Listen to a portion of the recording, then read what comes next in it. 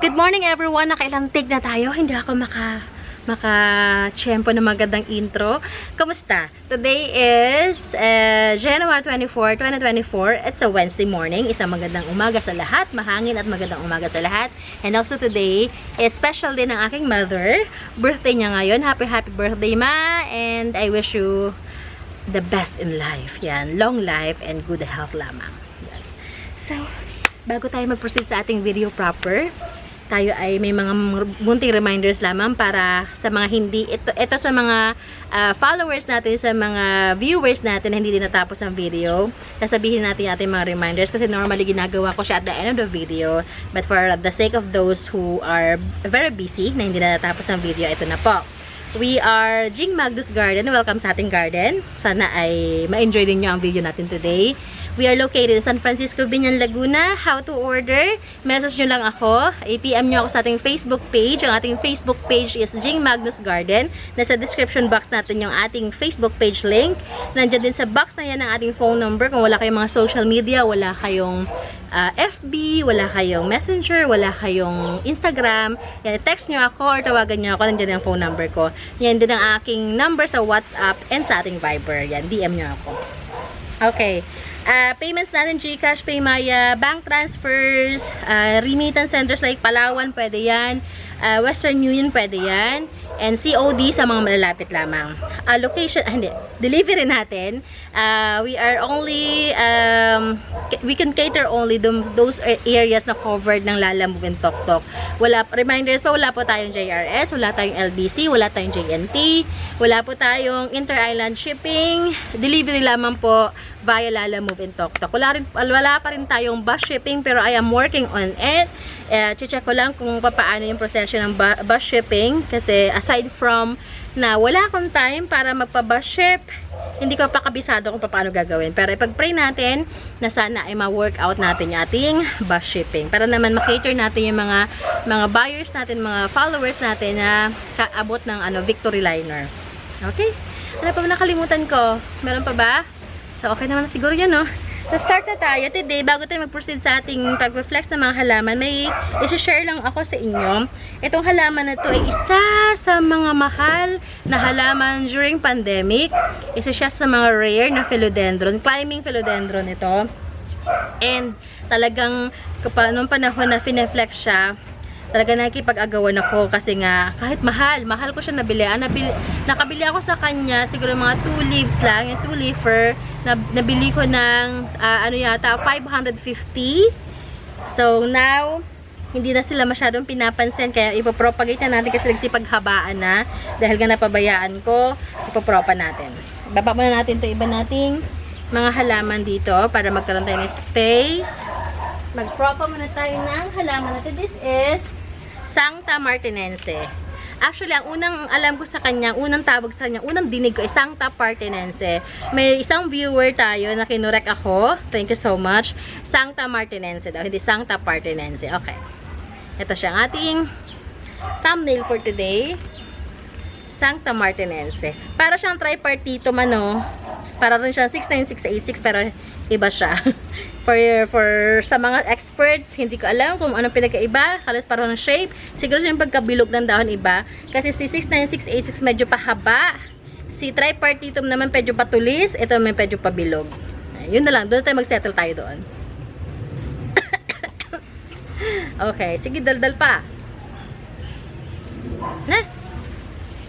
Pangit. Dito na lang. Ito ang ating thumbnail for today.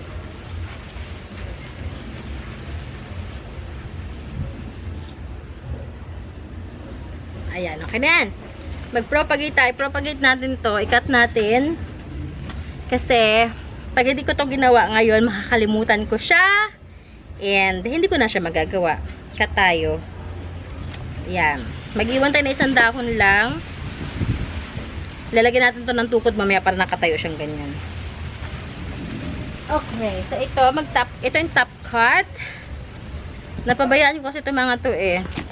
So, mga ano na sila, leggy, nag-runners, ayan.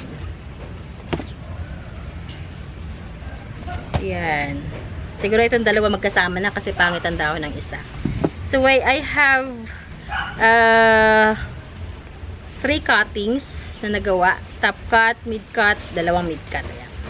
So, ayan. Mamaya, ibababad ko muna sila sa water. And then, ipapat natin sila after a few days. Ayan. Dala muna kayo. Relax lang muna kayo dyan. Okay, dogs. So, ano na tayo? Flex na tayo. Ano unahin natin? Ito, na-discover ko na or nakuha ko na ang kanyang tamang ID nung ano na ito ng Aglonema. This is Aglonema deliciosa. Ito pala yon, sa Aglonema deliciosa. Ang ganda nga naman talaga ang dahon niya. Ano lang siya, madumi kasi nga naripat ko kanina, nang nalaman ko yung pangalan niya, naripat ko na siya. Ayan, naka-white pot na siya. Ayan, Aglonema deliciosa. Hindi ko alam kung saan lang ko yung mga pangalan Aglonema, no? Saan naggagaling, anong basis, anong pinanggalingan. Pero follow lang tayo sa mga experts. Ayan. Aglonema deliciosa. I'm selling this one for only 320. Si Aglonema deliciosa. Oh, wala sa ano naman ang ating. Ayan. 320 lang yun si Aglonema deliciosa. Nag-iisa lang siya. Kaya hindi ko siya ma-flex-flex sa mga nakarang araw kasi hindi ko alam ang pangalan niya. Hindi ko na rin siya mahanap dun sa mga invoices ko. Kasi nga, hindi ko alam ang pangalan niya. So, ito na. Kaya pala sabi ko, kaya pala medyo may kamahalan ito. Yung isang halaman doon na ano. Yan. Yun pala ang kanyang ID. Yan. Yan. Siya pala yun. Ito pa. Ito. Wala pa may-ari nito. Yan. Kasi ang kasama nito ay nakuha na. Hindi na dumaan sa flexing. Dire-diretso na. Ayan ang ugat niya, oh. Yan. Ang ating variegated na Peru. Monstera Peru. Grabe.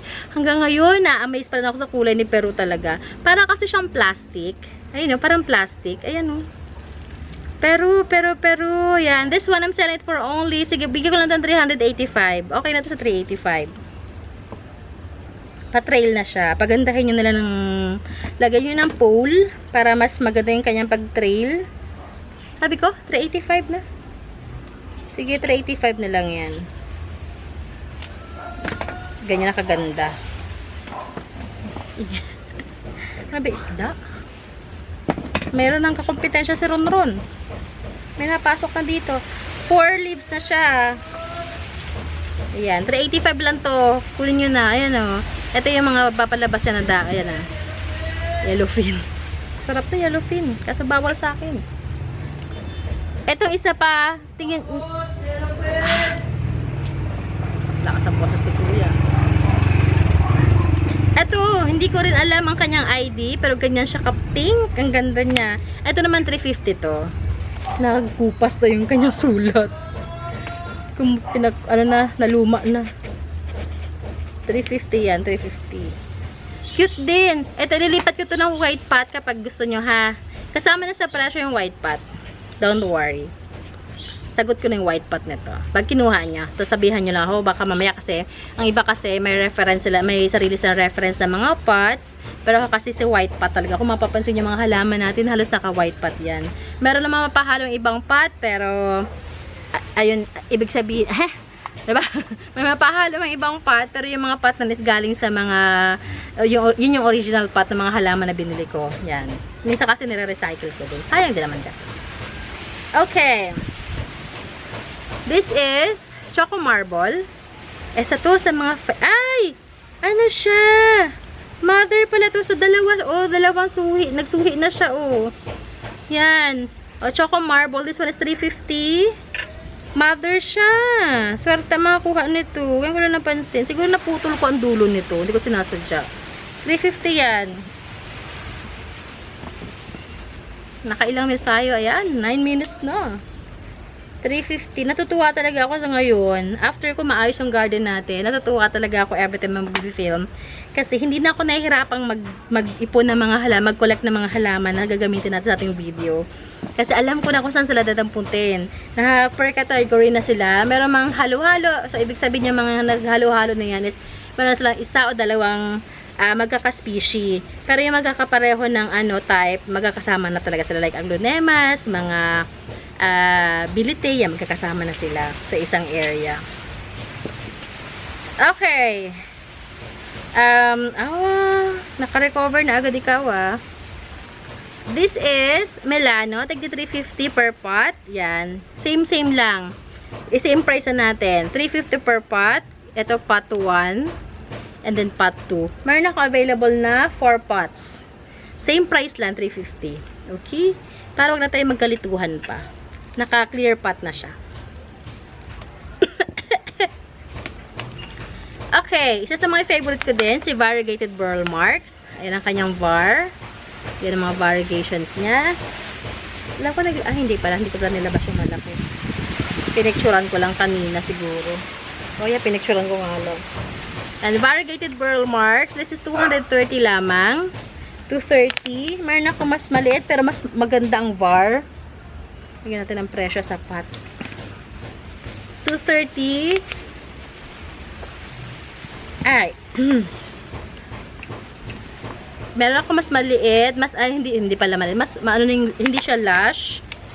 Pero ang ganda ng var nito. Panalo ang var nito. Ang ganda niyang jeans. Ayan Ayan, isang dahon. Ito yung bagong dahon niya. Ito isa pang dahon, ang ganda. Ito isang dahon, ang ganda rin. Ito naman is 200. 200 natin to. Kasi kahit magandang var niya, hindi siya ganun ka-lush. Pero ang ganda ng jeans ito. Pag hindi ito nakuha, gagawin ko na lang itong mother. Papalaguin ko na lang siya. Ganda ng var, Ay, ganda mo. Next natin. Okay. May nability. Ito si Ceratum. Gusto ko nga siya i-transfer ng pot Wala akong available pot dito. I-transfer ko ito ng pot. That is when I'm selling it for only 285 pesos. Yan. 285 pesos yan si Ceratum natin.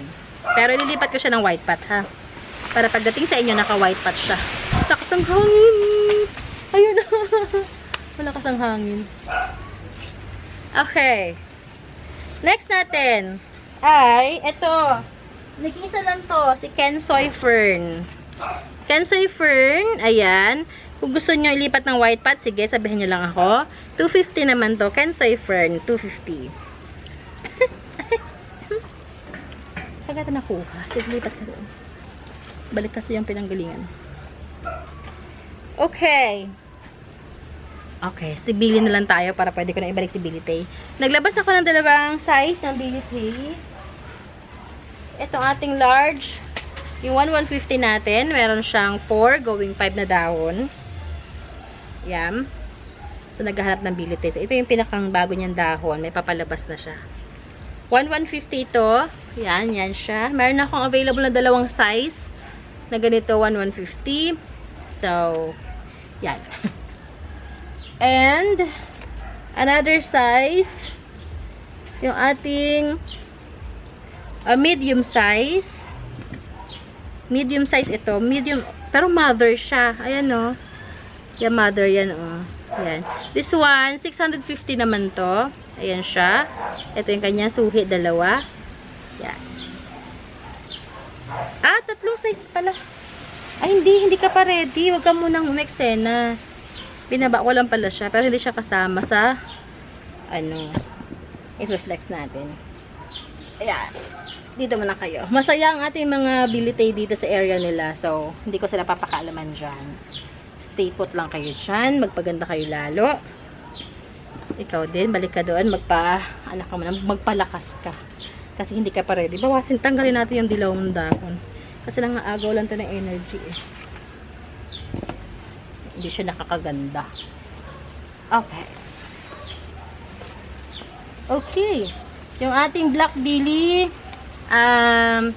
hintay natin magbigay ng bagong dahon sa ako i-flex sa inyo para sure tayo na siya ay goods na goods talaga.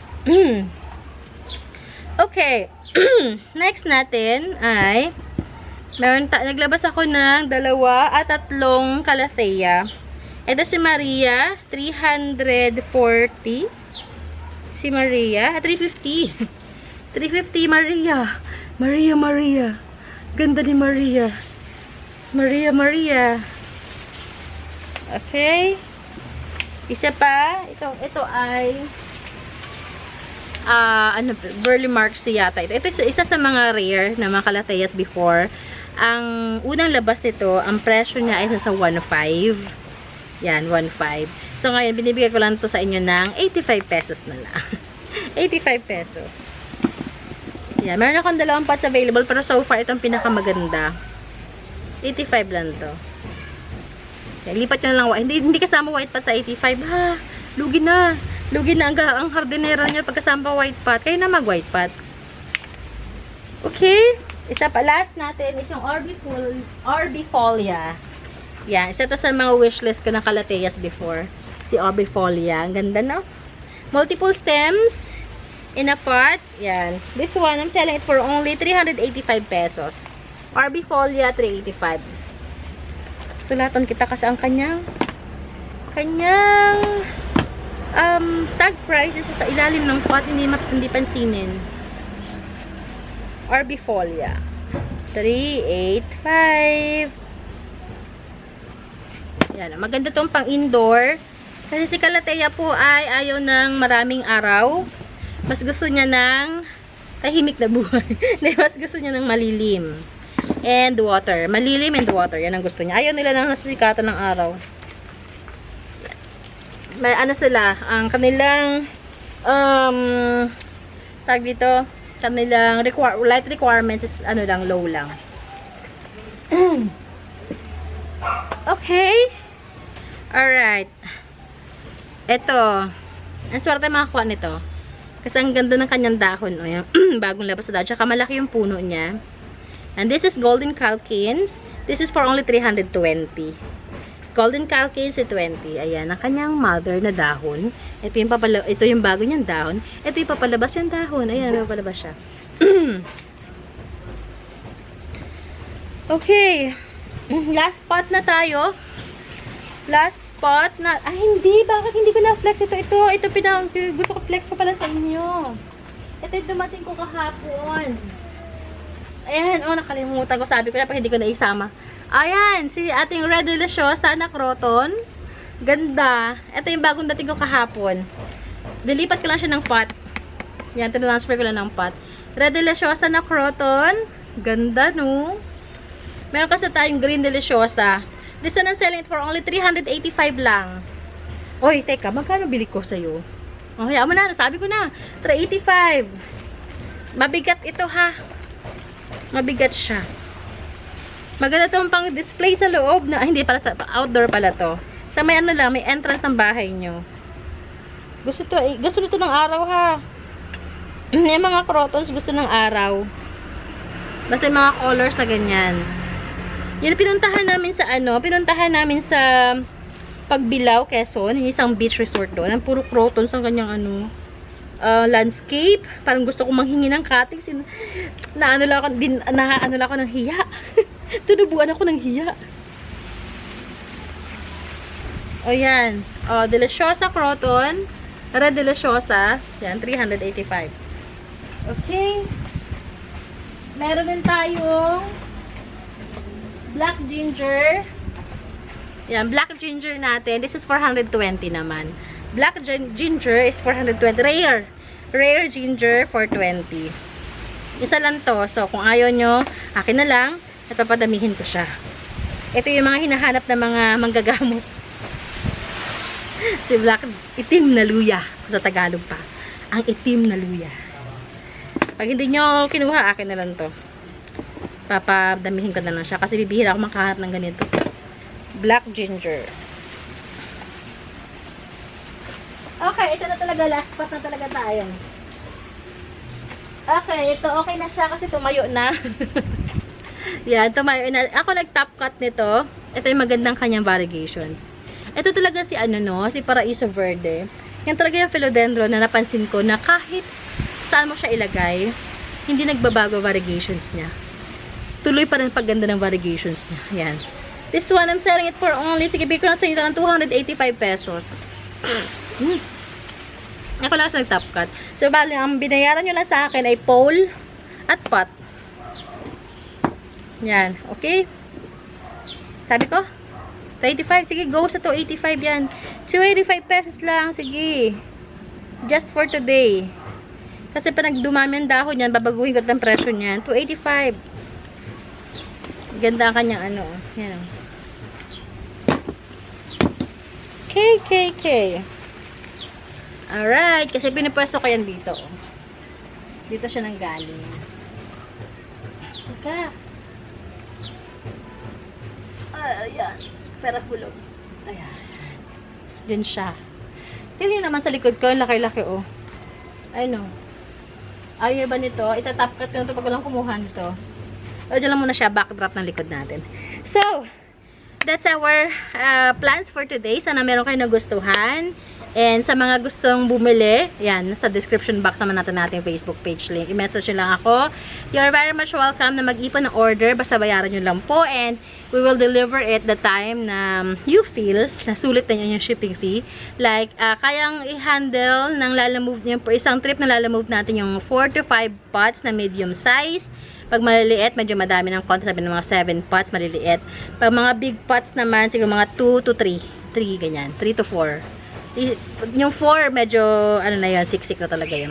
So, yun lamang. Maraming salamat sa inyong pagsama sa akin today. I hope na nag-enjoy kayo. If you have any questions, just let me know. Message nyo ako. And, yeah, sa mga inquiries, mga tips on how to take care of your plants. And, basta kung ano lang inyong, questions about garden natin, about plants and everything. Okay. Yun lang. Ingat everyone. I'll see you guys tomorrow, same time. I hope you are having a good day today. And God bless you all. Bye!